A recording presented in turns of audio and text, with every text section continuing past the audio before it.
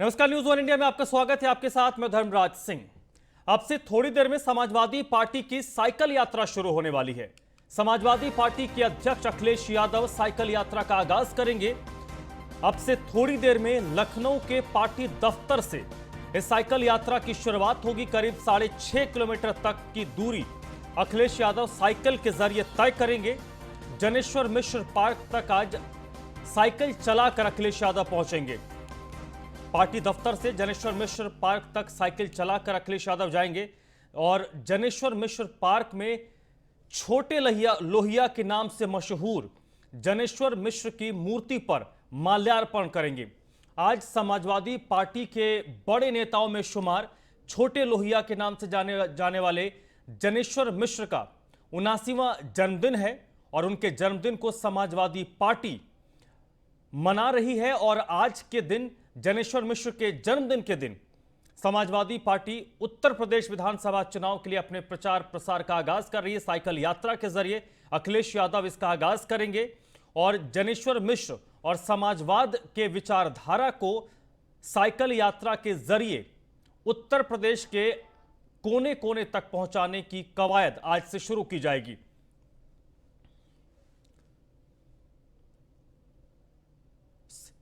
तो समाजवादी पार्टी की साइकिल यात्रा की शुरुआत आज से हो रही है। अब से थोड़ी देर में ये साइकिल यात्रा शुरू होगी। लखनऊ में अखिलेश यादव इसका आगाज करेंगे। इसके अलावा अगर बात करेंगे तो उत्तर प्रदेश के सभी जिलों में ये साइकिल यात्रा निकाली जाएगी। हर जिले में 5 से 10 किलोमीटर तक की साइकिल यात्रा होनी है और इस साइकिल यात्रा में समाजवादी पार्टी के सभी विधायक, सांसद, पूर्व मंत्री, पूर्व विधायक को जिम्मेदारी दी गई।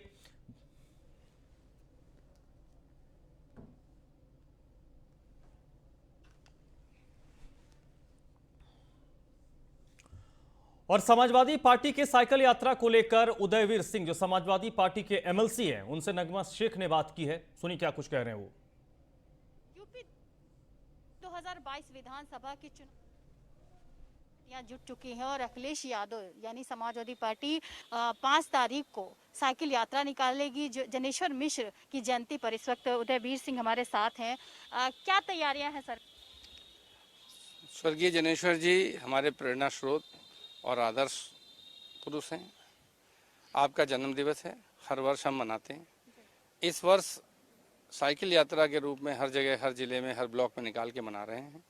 और जो इस समय समाज में प्रमुख समस्याएं बनी हुई हैं, महंगाई बढ़ने के साथ साथ जिस तरह लोगों को लोकतंत्र पे हमला हुआ, मुकदमे लिखे जा रहे हैं, ज़बरदस्ती लोगों को मुकदमा में फंसाया जा रहा है।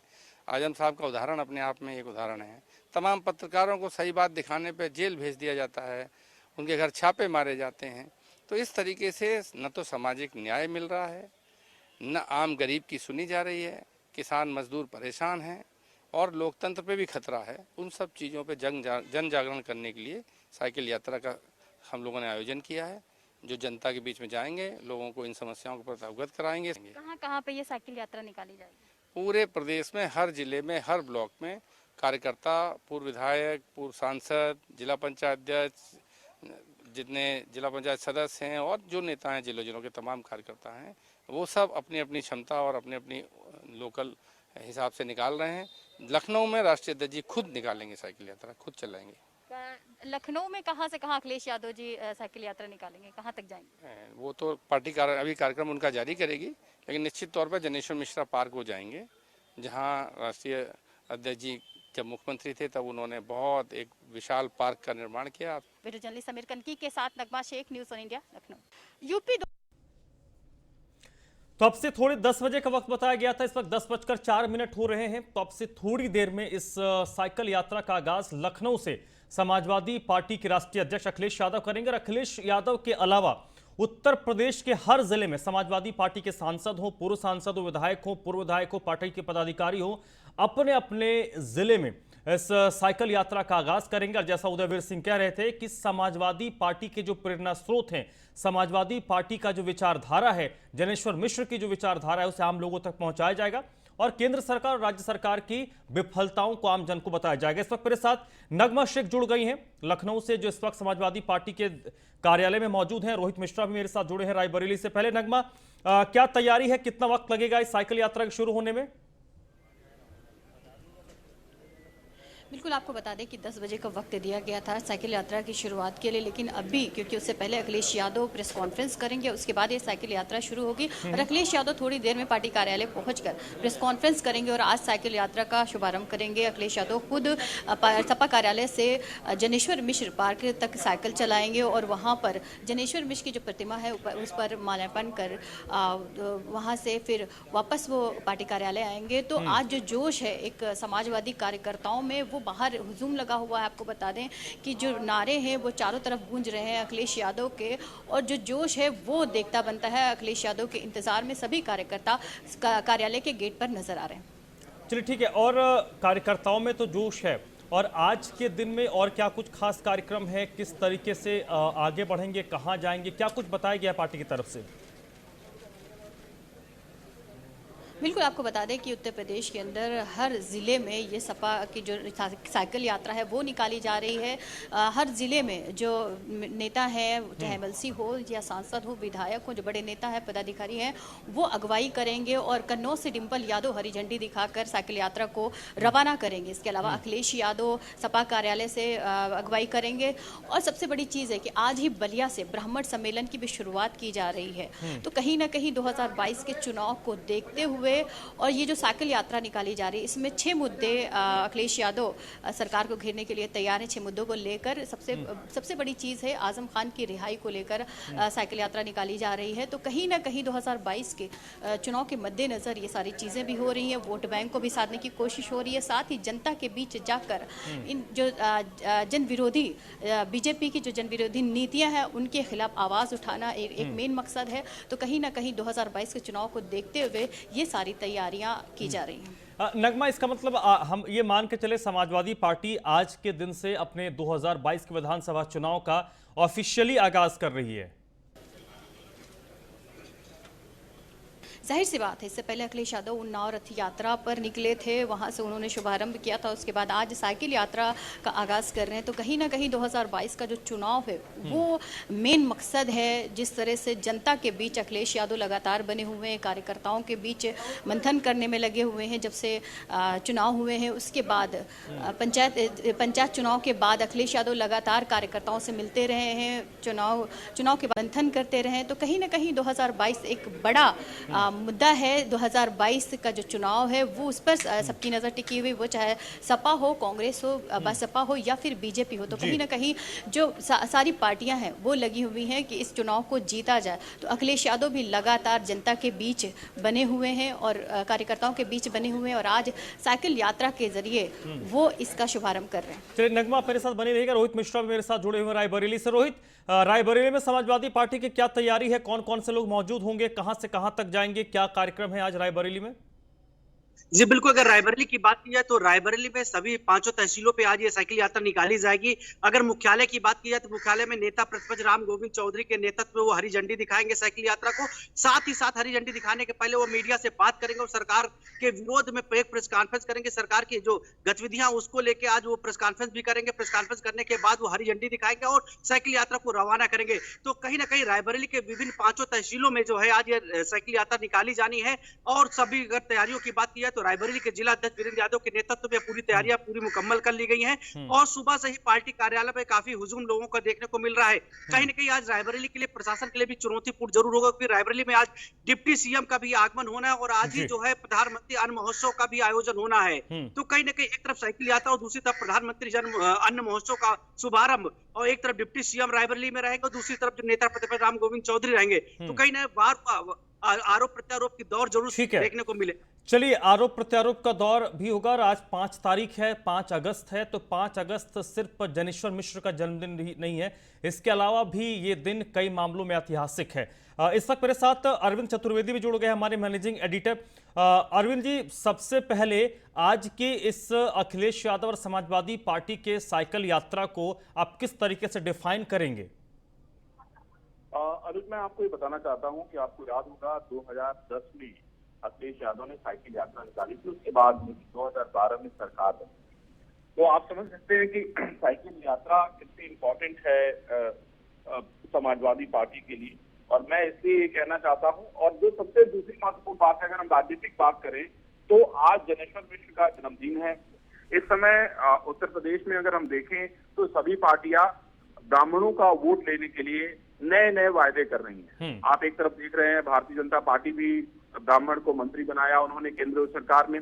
आप देखिए बहुजन समाज पार्टी लगातार ब्राह्मण अधिवेशन कर रही है जिले जिलों में जाके, और आज समाजवादी पार्टी बलिया में ब्राह्मण सम्मेलन करने जा रही है। उसके बाद खुद राष्ट्रीय अध्यक्ष अखिलेश यादव जो है साइकिल यात्रा के जरिए जनेश्वर मिश्र को जो है प्रणाम करने का काम करेंगे और पूरे प्रदेश में साइकिल यात्रा जो है निकाली जाएगी।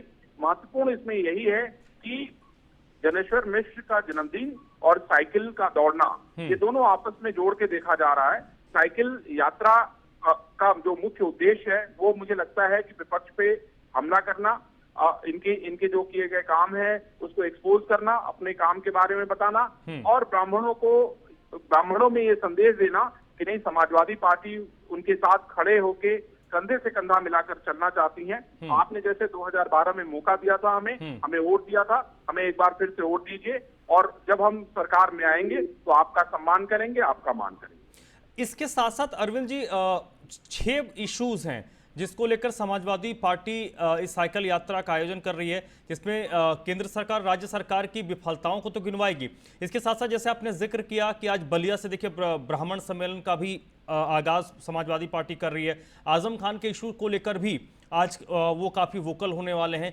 तो ये इसमें जातिगत समीकरणों को भी साधने की कोशिश हो रही है, क्योंकि बगैर जातिगत समीकरण को साधे आप उत्तर प्रदेश की सत्ता हासिल नहीं कर सकते। अनुज, निश्चित रूप से अगर आप जातिगत समीकरण को नहीं साध पाते हैं तो आप किसी हाल में सत्ता नहीं हासिल करते। आप काम करिए, वो ठीक है, आपको काम करना है क्योंकि आप राजनीतिक दल हैं। आप को राजनीति करनी है, इसलिए आपको जाति समीकरण को साधना ही पड़ेगा। अगर हम मुख्य रूप से देखें, अखिलेश यादव को लगता है कि इस बार जो है पासा पलटेगा, क्योंकि पंचायत के चुनाव में समाजवादी पार्टी ने बेहतर प्रदर्शन किया और उनको लग रहा था कि उसका बड़ा रिजल्ट उनको देखने को मिलेगा, लेकिन जिला पंचायत और ब्लॉक प्रमुख के चुनाव में समाजवादी पार्टी बुरी तरीके से हार गई। और उसके बाद अगर आप देखें तो पिछले चुनाव में बहुजन समाज पार्टी ने मुसलमानों को बढ़ावा दिया था, बहुत सारे टिकट मुसलमानों को दिए थे, लेकिन वो पासा उनके पक्ष में नहीं पलटा।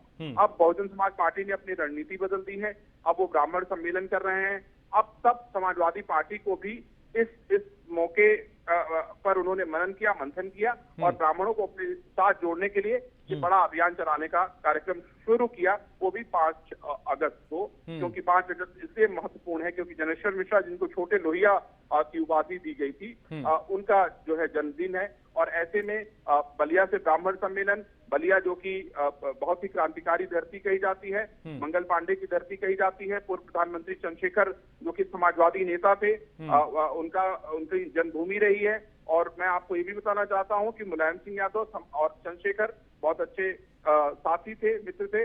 उसके अलावा आप नीरज शेखर बहुत दिनों तक जो है समाजवादी पार्टी में रहे, अब भारतीय जनता पार्टी के साथ हैं। ऐसे में ये बेहद महत्वपूर्ण हो जाता है कि बलिया में ब्राह्मण सम्मेलन का मैसेज पूरे देश में क्या जाएगा और 5 अगस्त को साइकिल यात्रा निकालकर समाजवादी पार्टी क्या संदेश देना चाहती है। अगर हम इन दोनों की एनालिसिस करें तो वो इस बहुत ही अहम, बहुत महत्वपूर्ण हो जाती है। जनेश्वर मिश्रा का जन्मदिन और विपक्ष पे वार, यही काम करना चाहते हैं अखिलेश यादव। अरविंद जी, क्योंकि हम जातिगत समीकरण की बात कर रहे हैं, तो समाजवादी पार्टी और अखिलेश यादव के लिए जो सबसे बड़ी चुनौती इस वक्त मुझे नजर आ रही है, मैं उसमें आपसे थोड़ा समझना चाहता हूं, हमारे दर्शक इस बात को समझना चाहते हैं कि यादव वोट बैंक, जो ओबीसी में एक यादव जाति है, वो तक समाजवादी पार्टी के साथ पूरी तरीके से, पूरी आस्था के साथ जुड़ी हुई है। मुस्लिम वोट बैंक जो उस पर समाजवादी पार्टी का एकाधिकार माना जाता था, वो बिखर रहा है, उस पर कई दलों की नजर है।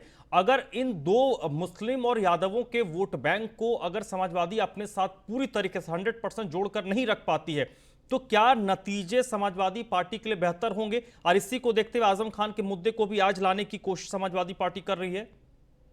धर्मराज, यहाँ पे आपको ये समझना पड़ेगा कि जो ओबीसी में जो एक मजबूत जाति कही जाती है यादव, वो समाजवादी पार्टी के साथ है, ऐसा समाजवादी पार्टी मानती है। वो तकरीबन 7 से 8% है। अगर मुसलमानों की संख्या की हम बात करें, उनके परसेंटेज की बात करें, तो लगभग वो 18% के आसपास, 18 से 20% के आसपास है। तो ये जो परसेंटेज है वो बहुत मायने रखता है, लेकिन इनको एक और वोट चाहिए, एक और वोट चाहिए। अगर उसमें कुछ ब्राह्मण मिल जाते हैं, कुछ निषाद मिल जाते हैं, कुछ राजभर मिल जाते हैं, जिस तरीके से आप देखिए जो समीकरण बनाने की कोशिश की जा रही है, उसको एक बड़ा झटका ओम प्रकाश ठीक है। राजभर ने।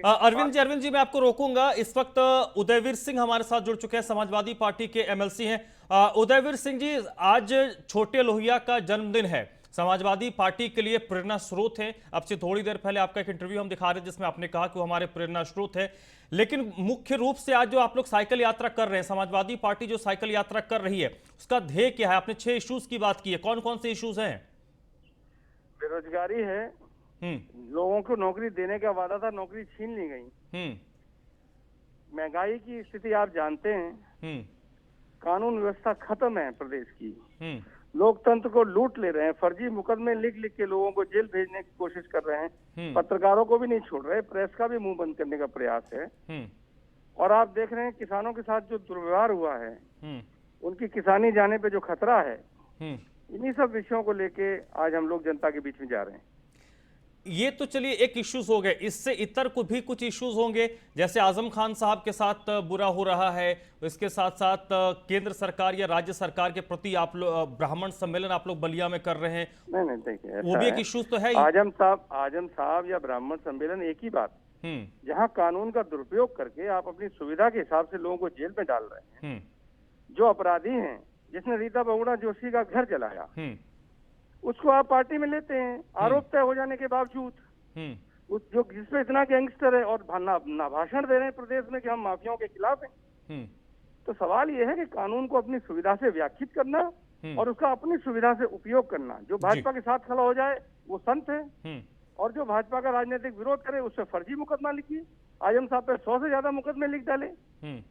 तो सवाल आजम साहब का हो या ब्राह्मणों के उत्पीड़न का हो, क्या क्वांटम, किस क्वांटम की गलती और किस क्वांटम का पनिशमेंट होना चाहिए, इसी का तो आप छोटी सी धारा होती है, लेकिन आप उसके पीछे पूरा पड़ जाते हैं। और कोई जो दिन दहाड़े घर जला रहा है और आपके अपने सांसद रो रहे हैं, जिला पंचायतों में जिस तरह आपने लोगों के निर्वस्त कर दिया पर्चा रोकने के लिए, बम गोली चला रहे हैं आपके विधायक, जिला अध्यक्ष, उन पर कोई कार्रवाई नहीं होती। तो आजम साहब का विषय कानून के दुरुपयोग का है, अपने हाथ में एक अपराधी मानसिकता से सरकार चलाने का विषय है। लेकिन यहाँ पर क्योंकि मुझे याद है जब 2017 के बाद से अखिलेश यादव जितने भी मंचों पर गए, अखिलेश यादव ने ये कहा कि भाई हमने तो 5 साल काम किए, 2012 से 2017 तक हमने काम किया, लेकिन जनता के सामने किसी ने आकर झूठे वादे परोस दिए और जनता ने उस पर एतबार कर लिया। इस बार आप लोग क्या प्लान करेंगे? क्योंकि आप फिर से वही 2012 से 17 तक आप लोग अपने काम को गिनवाएंगे कि अखिलेश यादव ने ये किया वो किया, लेकिन वो फॉर्मूला जो 2017 में पिट चुका है, क्या वो 2022 में फिर रिपीट हो पाएगा? पिट नहीं चुका, लोगों की आंखें खुल गई। जब बीजेपी सरकार में नहीं थी तो लोगों को लगता था कि दिल्ली में सरकार होगी, प्रदेश में सरकार होगी, तो प्रधानमंत्री वादा कर रहे हैं बुलेट ट्रेन ला देंगे। लोगों को थोड़ा पता था कि बुलेट ट्रेन का वादा कर रहे हैं और इंडियन रेल बेच देंगे। तो जो बीजेपी ने व्यवहार किया, विकास का काम किया, बजट इस्तेमाल किया, आज अखिलेश जी के काम का और बीजेपी की 5 साल की सरकार को आमने सामने रख के आकलन की जरूरत है। उस समय भाजपा को यह जवाब नहीं देना था कि उन्होंने क्या काम किया। अखिलेश जी के काम की तारीफ करके कहते थे हम इससे भी ज्यादा अच्छा करेंगे, इन्होंने तो कम किया। आज तो बीजेपी को यह बताना है कि अखिलेश जी ने 24 महीने में एक्सप्रेसवे बना दिया था।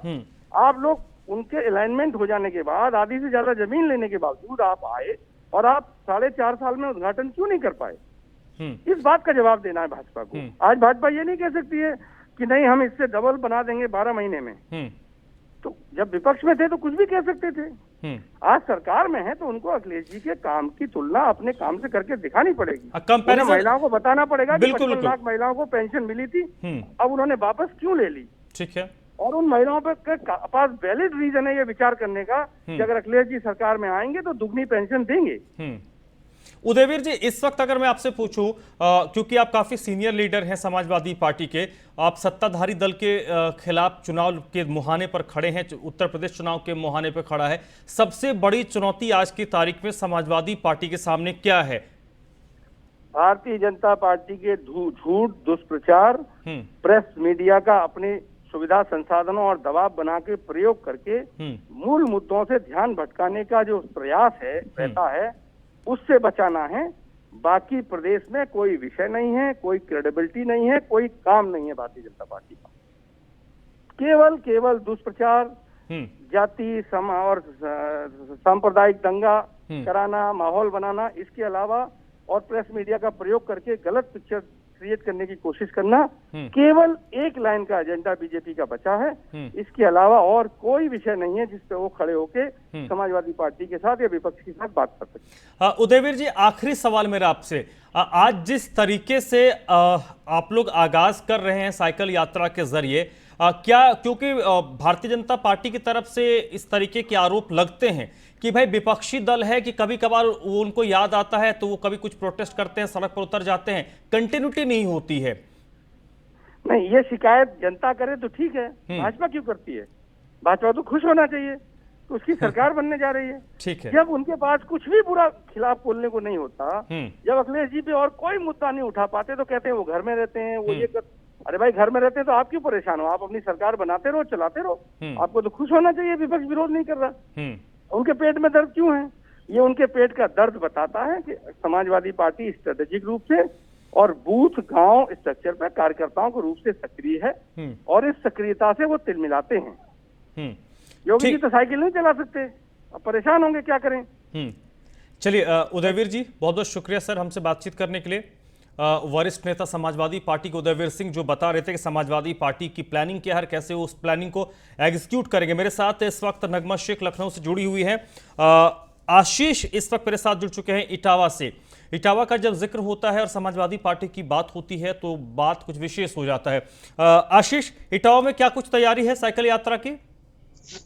देखिए, हम अभी खड़े हुए हैं पार्टी कार्यालय, समाजवादी पार्टी कार्यालय के, और यहाँ पर साइकिल यात्रा की भव्य तैयारियां कर ली गई हैं। और यहाँ पर राजपाल कश्यप, पिछड़ा वर्ग के अध्यक्ष भी आ रहे हैं इस साइकिल यात्रा का आगाज करने के लिए। और ये आगाज कहीं ना कहीं माना जाए तो विधानसभा का आगाज है, विधानसभा जीतने का आगाज है। और समाजवादी पार्टी के कार्यकर्ताओं में भी इसके लिए खासा उत्साह दिखाई दे रहा है। और हमारे आसपास भी लोग खड़े हैं, समाजवादी पार्टी के सारे कार्यकर्ता खड़े हैं, और हम स्वयं भी अपनी टीम के साथ यहाँ पर समाजवादी पार्टी के कार्यालय पर खड़े हैं।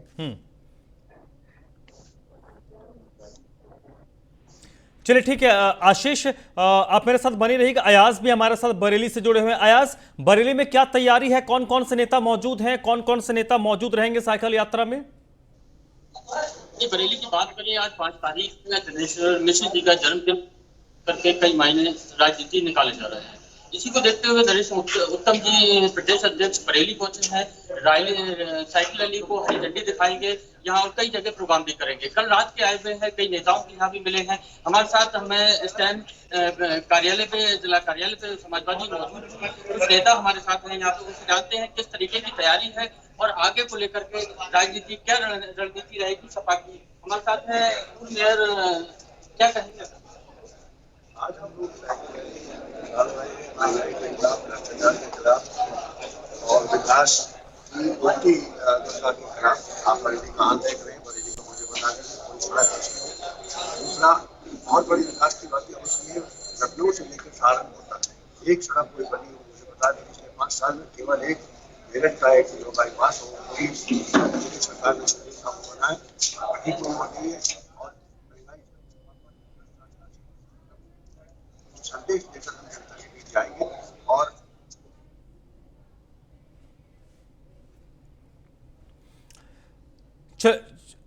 चलिए अयाज चलिए, बहुत बहुत शुक्रिया फिलहाल के लिए अयाज। आशीष भी मेरे साथ बने हुए थे इटावा से, नगमा शेख लखनऊ से बनी हुई थी। मूल बात यह है कि उत्तर प्रदेश में समाजवादी पार्टी ने आज तैयारी की है, पूरे जिले से ये साइकिल यात्रा निकाली जा रही है। थोड़ी देर में अखिलेश यादव लखनऊ में एक प्रेस कॉन्फ्रेंस करेंगे, फिर वो खुद साइकिल चलाकर जनेश्वर मिश्र पार्क जाएंगे, जहां पर उन्हें जनेश्वर मिश्र की मूर्ति पर माल्यार्पण